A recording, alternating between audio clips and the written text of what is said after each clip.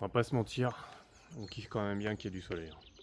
Là, il n'y a plus de vent pour l'instant. En plus, c'est d'une douceur exquise. J'adore.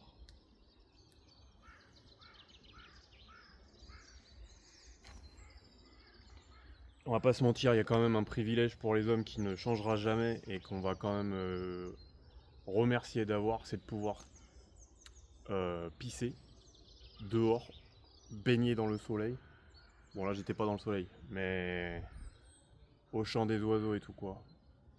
Et ça, c'est pareil, un petit plaisir exquis. Bon, avec un petit café, bien évidemment. Je vous les présente donc plus, on vient d'en parler plus ou moins abondamment. Puis la Fiskar, vous l'avez déjà vu plusieurs fois, et puis bon, même ceux qui connaissent pas, je pense maintenant ils connaissent. Hein. Parce qu'il y a quand même beaucoup de gens qui utilisent Fiskar. Je sais que c'est juste Varna ou Steel qui en font une de la charfendre, mais je crois qu'a priori, même si elle doit faire le taf, elle est pas non plus incroyable. Bref.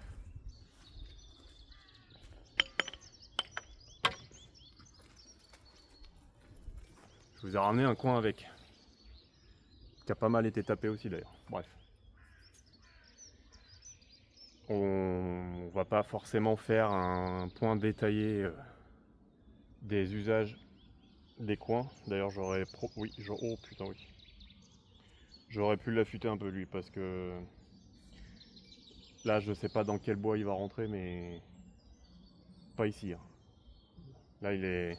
Faut quand même. Je veux bien entendre que faut pas que ça sert à rien que ce soit aiguisé, que ce soit trop affûté, tu vois. Genre, on veut pas forcément que ce soit coupant, mais on veut quand même que ça rentre.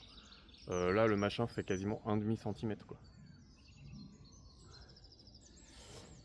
Je vais pas forcément vous faire un guide détaillé sur les différentes formes de coins et leurs usages.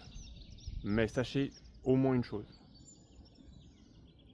Il y a deux types de coins que vous pouvez potentiellement interchanger, mais dans l'ensemble, il y a deux types de coins. Il y a les coins de fendage et il y a les coins d'abattage. Il y a des différences largement évidentes quand vous les voyez. Là, je n'ai pas pris parce que voilà, j'avais pas prévu d'en parler. Je me suis dit que je vous en parlerai une fois qu'il était déjà un peu trop tard et flemme de faire demi-tour. Mais globalement, un coin d'abattage va pas être lisse. Il va avoir une forme ou une autre dedans, ça va être un peu dentelé. Vous allez en avoir en plastique, vous allez en avoir en aluminium. Ça, généralement, c'est peut-être de la fonte. En tout cas, c'est un métal bien lourd. C'est un acier bien lourd.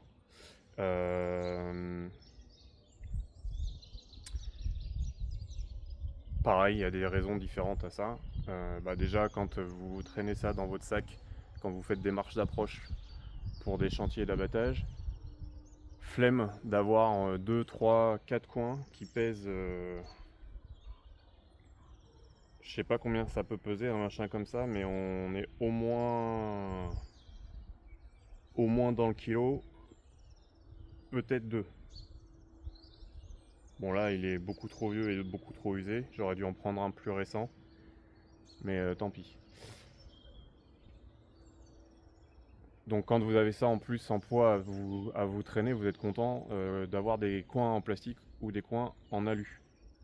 L'autre raison c'est que les coins en alu, en fait vous pouvez taper dessus avec une hache dans une certaine limite.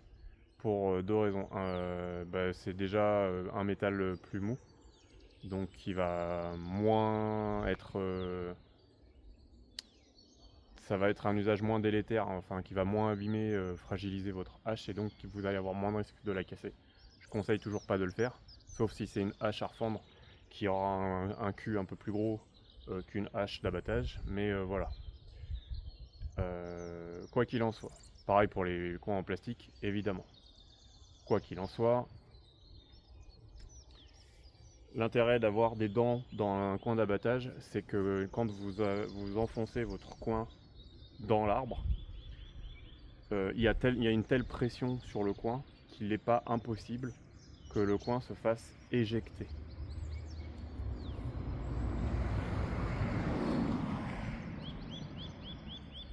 Si le coin se fait éjecter, vous vous rendez bien compte que de deux choses l'une, c'est extrêmement dangereux si vous êtes à côté, et deux, ça veut dire que vous vous retrouvez avec un arbre que vous ne pouvez plus soulever, parce que s'il a sorti votre coin, du coup il a fermé l'espace, et donc vous êtes niqué.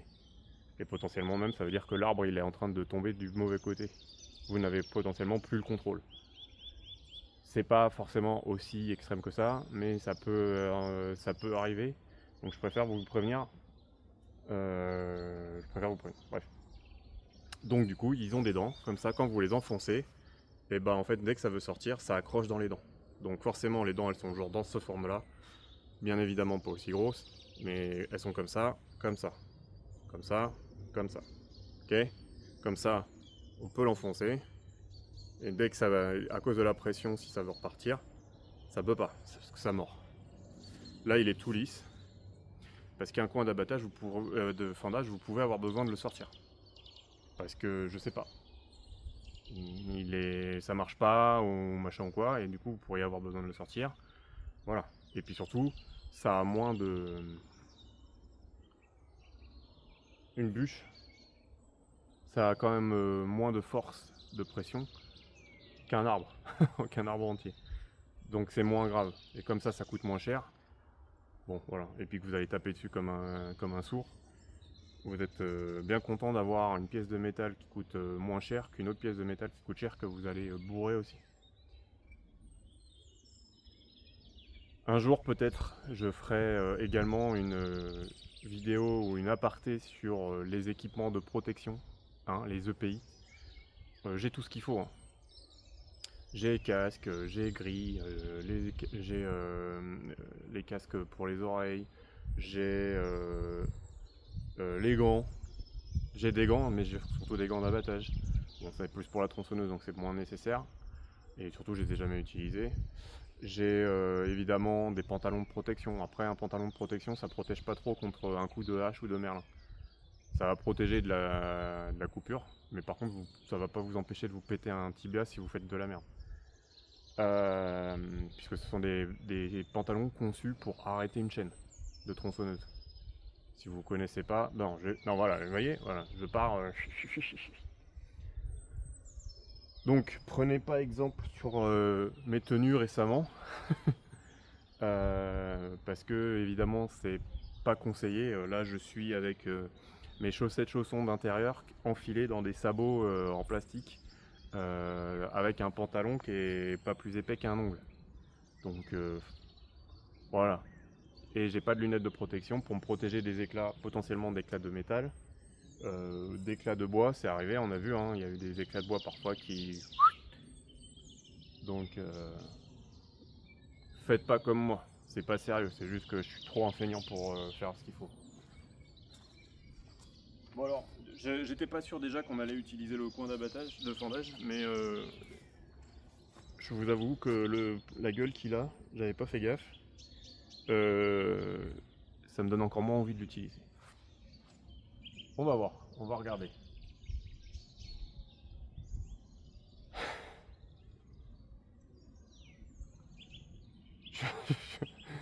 Je suis encore en train de penser à un autre truc que je pourrais vous dire, vous partager, et qu'on va peut-être voir pour le faire maintenant, parce que j'y pense, et que sinon j'y penserai peut-être pas plus jamais, parce que je me connais, un jour ça me reviendra, mais ce sera encore un moment où j'étais déjà pas censé en parler et que j'étais censé faire autre chose. Bref.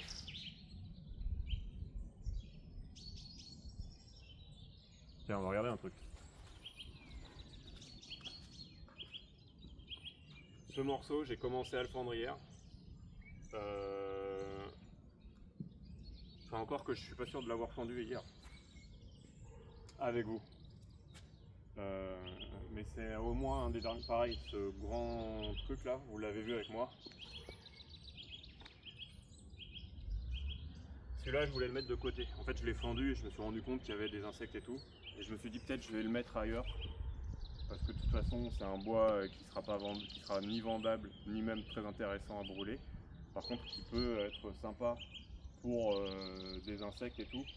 Donc quand j'ai vu que je dérangeais des insectes qui étaient dedans, je me suis dit peut-être je peux aller le poser quelque part où ça dérange personne, ça fera de la vie, etc. Ce sera très bien.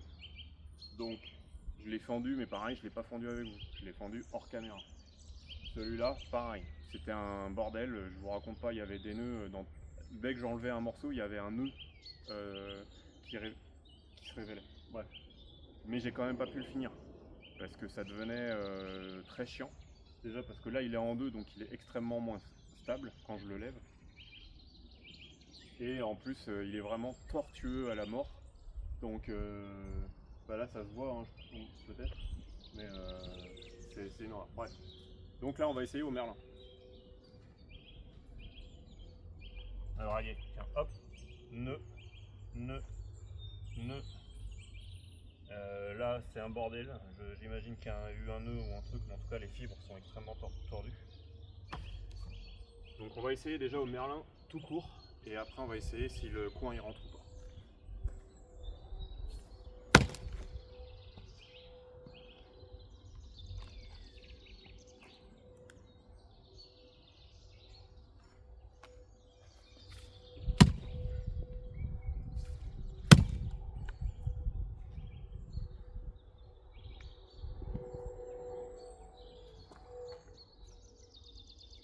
L'idée ici peut être mauvaise, c'est qu'il y a tellement de coins dans tous les sens, de nœuds dans tous les sens, c'est de voir si on arrive à fendre entre les nœuds. Mais bon, on a un nœud comme ça, un nœud comme ça, et un nœud comme ça. De toute façon, on tape sur des nœuds.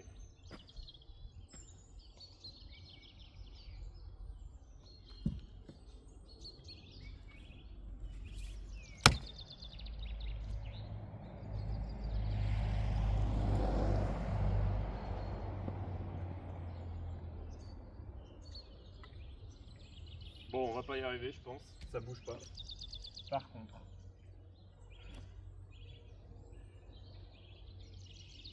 on peut essayer au coin.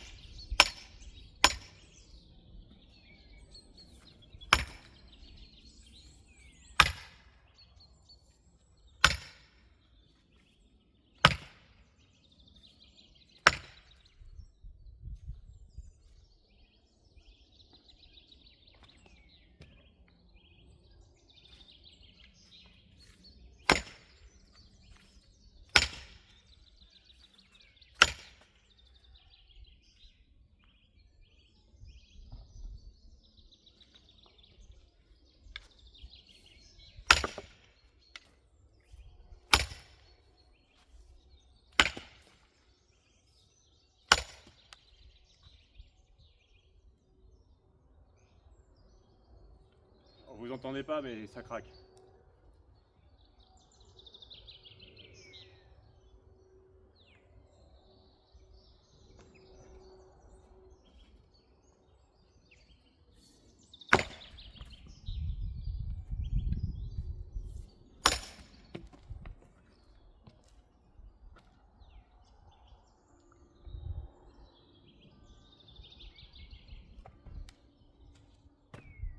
Alors, un truc que j'avais oublié parce que c'est pas un truc que je fais souvent. On va pas avoir assez de coin. Parce que là, je pense que d'ici on le voit. Mais on voit que là il fend là. Là on voit ça descend. Après ça fait le tour. Ça contourne un premier nœud puis un deuxième nœud. Donc ça fait le travail. Mais ça veut pas dire que ça va fendre. En tout cas pas forcément avec un seul coin. Potentiellement c'est si résistant que le coin va rester coincé. Et la solution pour ça c'est d'en avoir un autre. Au moins. On va peut-être être coincé là. On va finir ça, on va essayer.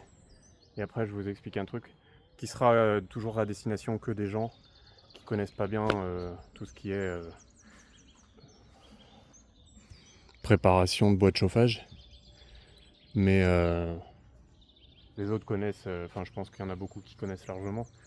Mais bon, moi c'est des choses que j'ai appris. Alors maintenant ça fait quelques années déjà, mais pas non plus tant que ça. Hein, parce que moi c'est du bois de chauffage, j'en fais que depuis 5 ans. Mais mine de rien, il y a plein de choses à savoir. Alors attention, moi je fais pas les choses un peu fancy, etc. Moi j'essaie quand même de faire dans la préservation, dans l'intelligence, et potentiellement la modération. Mais surtout dans la base, les trucs de base. Les trucs un peu, moi j'ai vu des coupes d'abattage, on les a tous vus, hein, les TikTok, les shorts, etc., YouTube ou je ne sais quoi.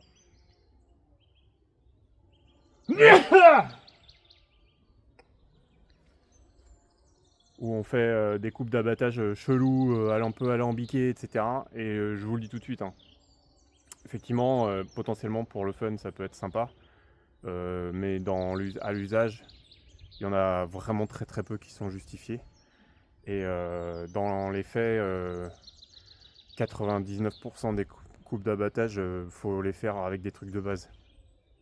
Il n'y a pas besoin de trucs vraiment alambiqués, improbables, avec des trucs en tenon, je sais pas quoi, enfin bref, ils font des trucs chelous les gens parfois. Bon, voilà. Et donc c'est clairement pas ici que je vous apprendrai à faire ça. Et peut-être même que je vous montrerai, que vous ne me verrez jamais faire. Parce que c'est pas le genre de choses que je vais promouvoir. Pour le divertissement, à la limite.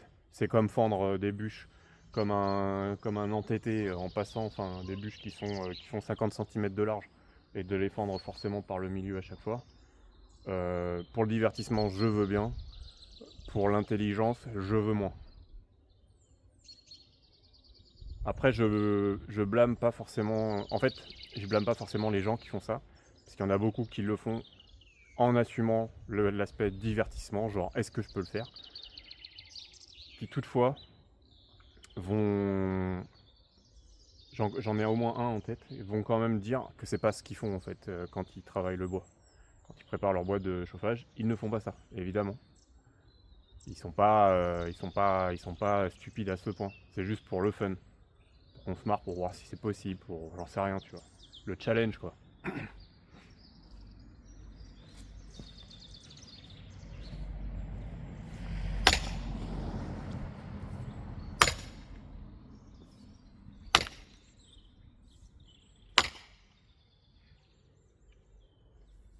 Et le problème qu'il soit coupé en deux, c'est que je peux plus rien faire. C'est chiant. Un caillou.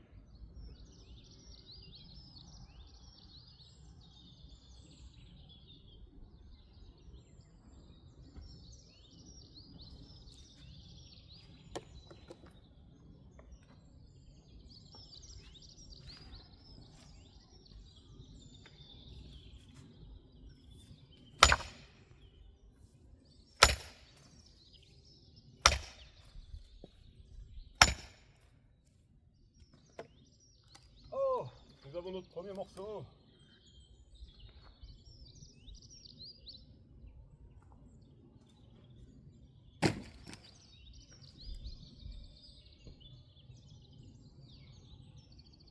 Est-ce qu'on cherche à aller... Bah de toute façon il va falloir le sortir lui.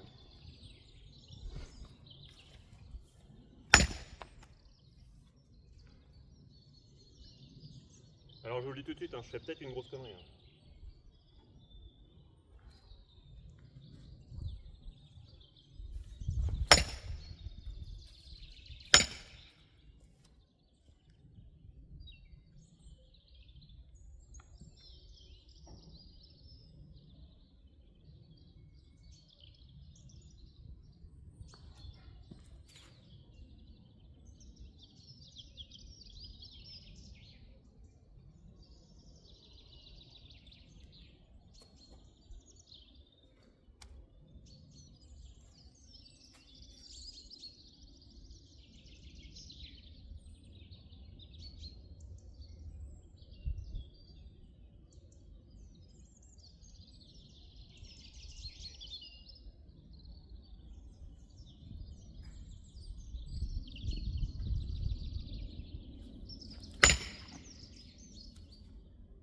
Ah, ça va être encore plus chiant.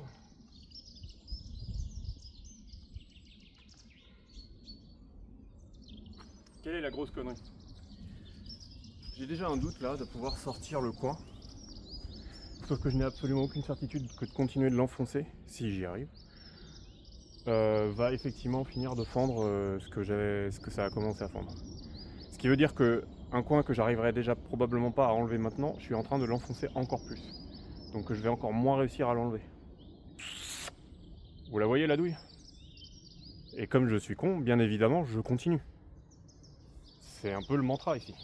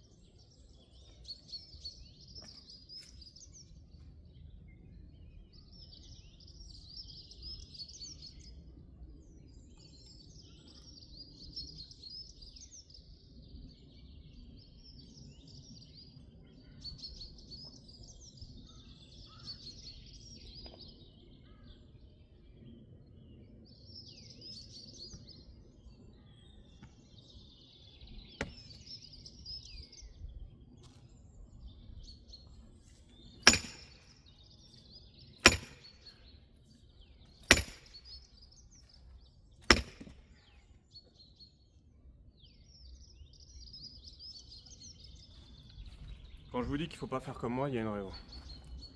Notamment quand vous faites ça, portez des lunettes de protection.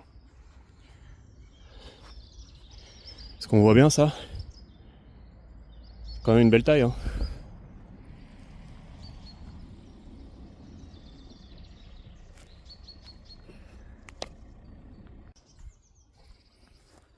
Et bah ça vient du coin.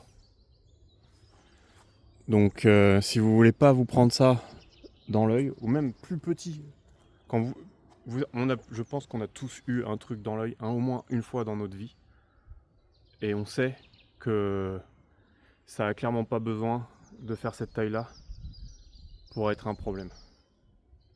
Ça pourrait être vraiment un truc très petit, limite une poussière, mais même pas un dixième de ça. Donc vraiment, faites pas comme moi. Parce que là, je me le prends dans l'œil, je m'insulte pendant des générations. Alors que je sais qu'il faut pas que je le fasse.